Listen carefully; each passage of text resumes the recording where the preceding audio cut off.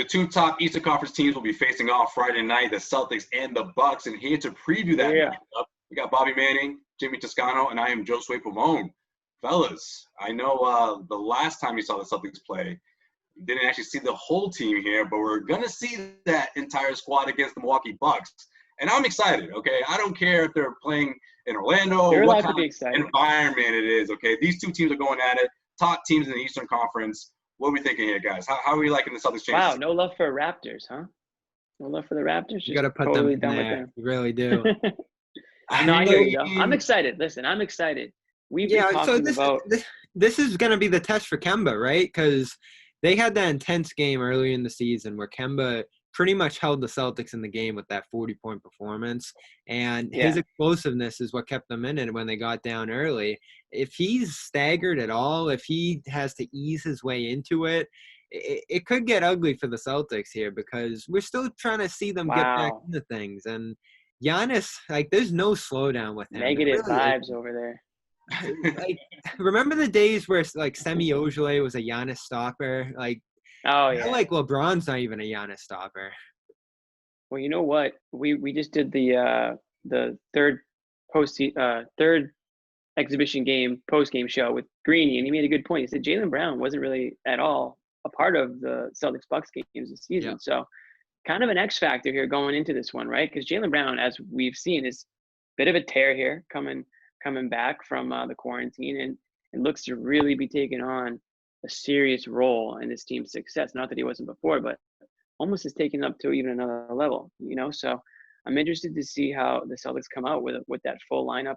Hopefully Kemba played 9 minutes so far since the Celtics have come back. So huge question mark still, in my opinion. I don't know how many minutes he's going to get on Friday night. Hopefully he can go 20 plus. I mean, I don't think that's asking too much, but again, I don't know what he's dealing with. I don't know how serious this knee pain is. So that's a huge one. But for me, it's just getting the Celtics starters in there, seeing what they can do against a serious test in Milwaukee. The Bucks are stacked. Everybody knows that. They're a big team. They're going to give the Celtics trouble down low. But I think the Celtics can, come out strong. You don't want them to go down big. And, as long as the starters do their thing, again, depth is going to come into play here at some point. It might come into play in the first game, but I think the Celtics starters can roll. I'm glad you mentioned Brown because he's been that guy who came out tearing in those first two games. He looked mid-season form. No one else on the Celtics was quite on that level. Tatum was finding his shot. We talk about Kemba. But Giannis, I'm looking at his stat lines, 30 points in 23 minutes. Don't do it to yourself. Don't do it to 22 yourself. and 22. He didn't even miss a step coming back. He's going to get his free throws. He's going to hit some threes as he did against the Pelicans. This guy is just so ready to roll. And I hope that, we saw some flashes from the Celtics in those first two preseason games. There are preseason games, Josue, but they didn't look like they're moving at full swing yet. There were some positive signs in that Suns game. Of course, we had the Rockets one that we talked about, but they still seem to be getting their feet under them, whereas Giannis still looks in MVP form right now. All right, well, let's talk about Gordon Hayward a little bit here because he's really interesting in this matchup for a couple of reasons. One being the fact that we're going to see, if we don't see Kemba, we're going to see a limited Kemba, right? So, of course, that's where Hayward sort of steps in here as that secondary playmaker, in my opinion. And when you have him match up against the Bucks, and of course, Stevens has to lean on him or rely on him heavily to mix up with that second unit because they need that. They need that muscle. They need that lift alongside, of course, someone like Marcus Smart. But I feel like people sort of overlooked how Hayward's looked, at least the eye test, in my opinion. He's been looking pretty good. I mean, he's not, making a whole lot of noise if you look at the stat line and the box score, but I think he plays a big part here. I might be stupid, but I still look at the lower levels of this Bucks. I must be because I look at the lower levels of this Bucks lineup. You get your George Hill's deadly. I'm not going to minimize his impact, but Dante DiVincenzo, Wes Matthews, post Achilles, Ilyasova. You're right, Josue. Hayward's better than all of those guys, and by a wide margin. Mm-hmm. So if he's able to hit his shots off the ball, if he's able to roll in with that second unit and take advantage of the Bucks bench, which no one's really been able to do this year. Everyone's trying to figure out why when Giannis is off the floor, they're so effective still. It's Middleton. So ultimately, that's the X factor matchup right there. Who can be the better player between Middleton and Hayward. And you're right, Hayward on Sunday, like his rotations, his dribbling, his penetration, shot making, all that stuff still on point. So he's been underrated for sure coming into this. Yeah, I think underrated, maybe a little bit forgotten. You know, we talk about the Celtics. We've been talking about Jaylen Brown and Jason Tatum, and is Kemba Walker going to be at full strength? We don't even really mention Gordon Hayward. And just a couple years ago, this guy was like the guy, right, for the Celtics. So he's still that player. It's just he doesn't come out as much as people want to see it. And there's only one basketball and all that stuff, but he still has that ability. And there's no bigger believer in Gordon Hayward than Brad Stevens. And that's a good thing because Brad Stevens knows how to use – what's that? I'm number 2. Yeah, you're number 2. Okay, we'll give it to you.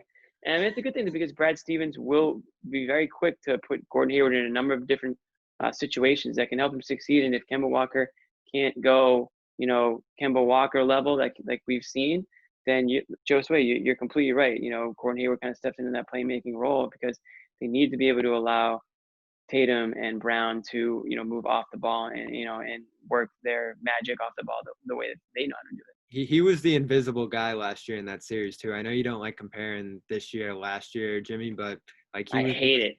He was the missing one in that series last year. It's him. It's on him. All right, one more, guys. Last one. I'll get you guys out on this one. Carson Edwards made 3 3-pointers. Woo. Last time he made that many, he was in Cleveland, and he made 8 of them. Yeah. Could this be what we've been waiting for Carson Edwards? 3 3-pointers in an empty gym, or at least without fans. Maybe that's the secret recipe of success for him? Yes? No? You said that the other day, Jimmy. You were talking about the guy who could break out because there's no fans there. Mm-hmm. But Carson Edwards is a big-time player. Carson Edwards is because Carson Edwards at Purdue. You enjoyed an that NCAA tournament, didn't you? Yeah, I mean, he thrives off fans, so he doesn't shy away.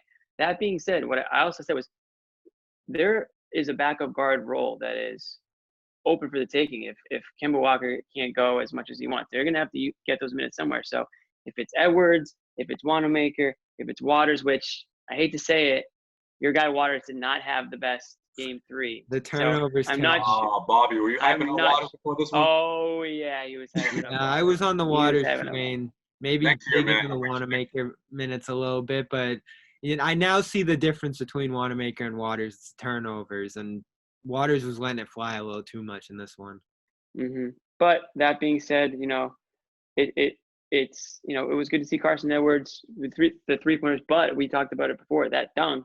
Woo! I mean, he's got a little swagger to him. That might be exactly what he needs going into this little tournament here. Definitely. Did anyone know Dragon Bender's on the Bucks? That's my trivia for the night.